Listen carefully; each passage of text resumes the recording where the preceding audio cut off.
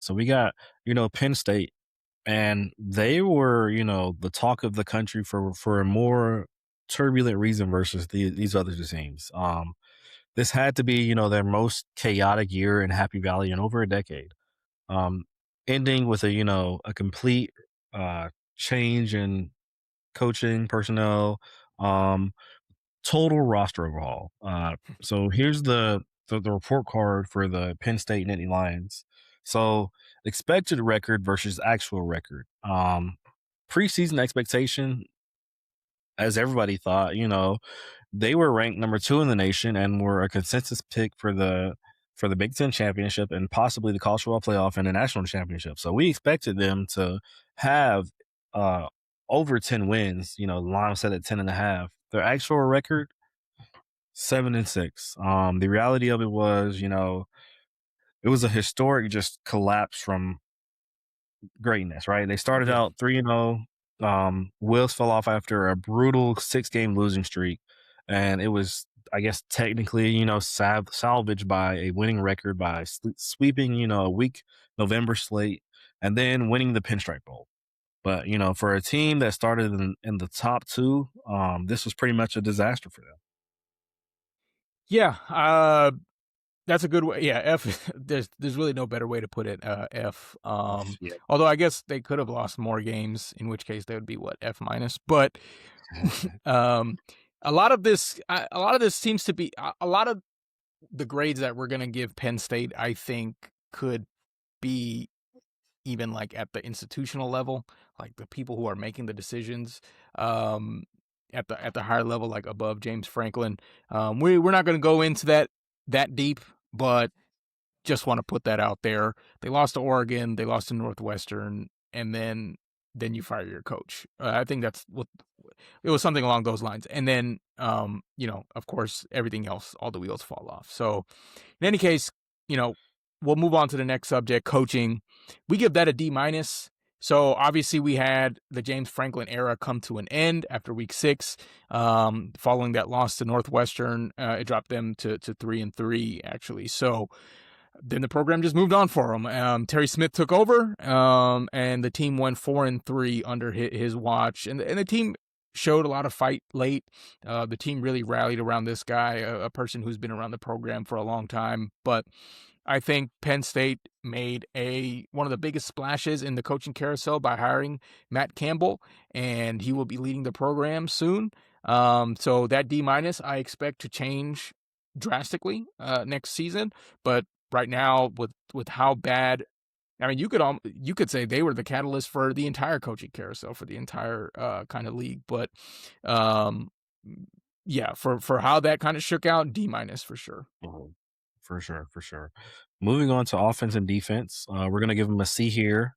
Again, it was a season of what if. You had your star quarterback coming back from a college football playoff semifinal, right? And Drew Aller, um, struggled to stay consistent, and then of course he had the season-ending injury, so the job eventually went to Ethan Grunkemeyer, uh, who, I mean, he's not even with the program anymore. Freshman gone and followed James Franklin, actually. Um, the bright spot for them was definitely Katron Allen. He became Penn State's all-time leading rusher this year. Um, Alone in this season, he had over 1,300 yards rushing. Um, on the def- on the defensive side of the ball, under coordinator Jim Knowles, they only allowed, about 20.5 points per game. The defense was statistically solid, but it broke down in the clutch. They lost 3 games this year by a single point or in overtime. So, you got that Oregon game, you got Northwestern, and you got Iowa. Very close games that could potentially change the dynamic of your season a little bit and the grade, right? Um, the defensive front, they remained elite. They were led by Danny Dennis Sutton, and he tied a school record with 3 block punts. So that's actually a very interesting statistic there. Um, Again, not the worst, but it wasn't a great year for them when you look at their sides of the ball individually. Yeah. Mhm. So let's talk about their best win and worst losses. So I think their best win was right near the end. the 22 versus 10 win against Clemson in the Pinstripe Bowl. It was really just a statement of we still believe in each other. We're still a team. Really a moment of resilience. So I I've got to say, playing in Yankee Stadium, it actually looked pretty cool. So I put all that together to make this their best win, and gives them some momentum for Matt Campbell coming in afterwards. Their worst loss has to be that Northwestern loss, losing by a point there. But that was really, they lost more games after that, but that was the rock bottom moment. Since they lost their, I mean, Hall of Fame coach, probably. He's probably going to be in the Hall of Fame. So just, losing a coach like that, after their third loss of the season, and they were a 20-point favorite at home. So that definitely was their worst loss. We will give them, in this category, a D on that one. Yep. And then finally, you got to talk about the future. This year is terrible, but how do they prepare for the future and in the portal? We're going to give them an A. In terms of volume, Yeah, if you think the roster looks different next year for Penn State, you're right. It's currently undergoing the largest single season transformation in college football history.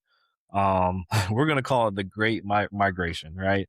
The There's over 50 players who left the program via the portal or graduation, so that's easily half of a program's team, right? And then with the Matt Campbell hire, you have the Iowa State pipeline. He essentially brought his old team with him, right? Penn State has signed 39 transfers. 23 of them are from Iowa State. So majority of them are coming. A key addition that we should mention from Iowa State, Rocco Beck, quarterback. So he'll lead the offense. And then, they've had a massive influx of Big 12 talent as well. So Campbell, he essentially hit a reset on the entire culture in State College. And it'll be interesting to see what type of team they'll have next year. for sure, for sure. So I think that gives them a final grade. Once we distill all that down, Penn State gets a D for this season. So